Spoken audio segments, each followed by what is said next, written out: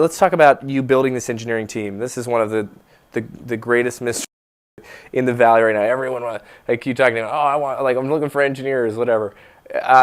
Talk about building a great team. How do you, first of all, how do you quantify a great engineer in your mind? Ooh, so, I mean, there's a few different kind of axes that we look for, and the biggest one above all is passion.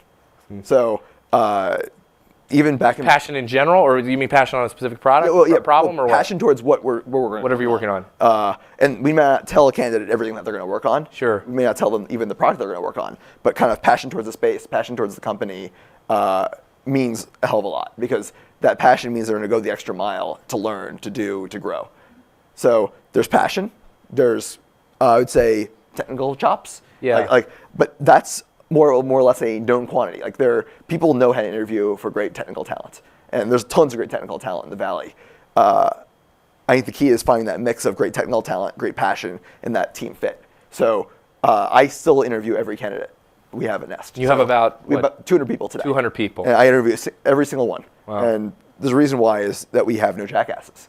It was kind of in the early days, like when we were building the company, like talking about culture, like what kind of things do we want to do differently? Yeah. And Apple hired the smartest engineers out there. That's kind of where they stopped. Yeah.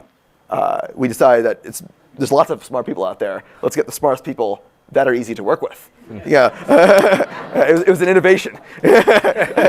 And it means a lot more. It's a small company. There are no walls. There are no divisions. Like, it's one room, and you're gonna be living with this guy. Yeah. So you gotta love him, right? Right. And talk, how many people have gotten to that final interview with you, and have you axed? I probably turned down about 25%. Wow. If I were to guess. And these are people like the entire Pre-vetted, team, everyone loves, they're ready to go. Like, no. Yeah. No. Like, he's got an ego, or I think he's political, or he's just something didn't feel not right. Not gonna fit. Yeah. Yeah. Talk about passion too, because so they've got to be passionate. In your example, they've got to be passionate about this kind of this evolution of the home space. Right. But I mean, you're working on a thermostat at the moment.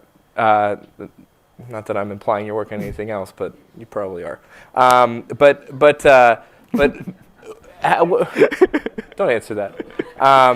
But how do you? I mean, it's a thermostat. So like, you're talking about passion, right? It's like, did you just find like the 200 guys in the Valley? They're like, gosh, I have got to disrupt thermostats right now. So the irony of that is now, yes.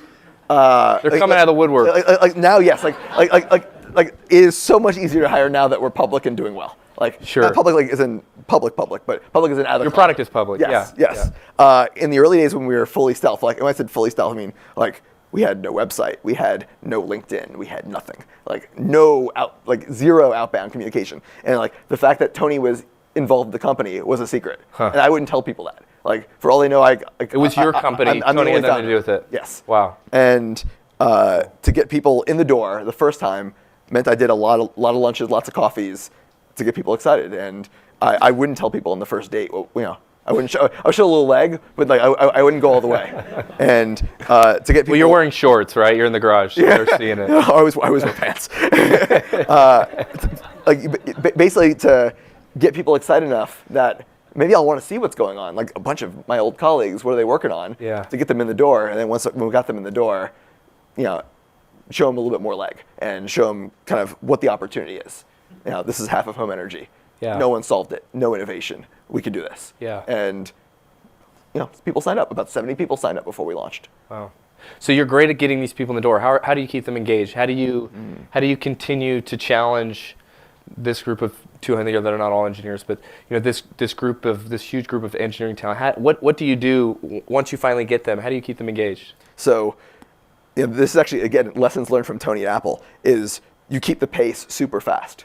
Huh. So like after you give birth to a baby, sometimes there's like kind of postpartum depression, and it's important to kind of get over that time very fast. So we have incredibly rapid schedules where, yes, we have maybe 9 or 12 month product development schedules. Sure. But as soon as we ship that product, we got new stuff to work on immediately afterwards. And just you keep raising the bar in terms of the things we're going to work on. And it's great for the company. We're shipping amazing products, and we're doing it year after year after year. And it's great for the team that there's always new stuff we're working on.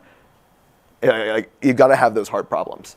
And I think like some people are looking for kind of title-based career paths, and that's something that we screen out very early in the interview process. Like, we're a no titles company. Well, it's interesting. You're all like the heads, like you're VP of engineering, right? And you get a VP of marketing. At most startups, it's like, hey, well, who's the CMO? Who's the the CEO? Who's this? And it doesn't seem to be that way at Nest. Yeah, we try to keep it a no title. Like, there's a few people in the company that are outward facing, like Tony and I. Sure.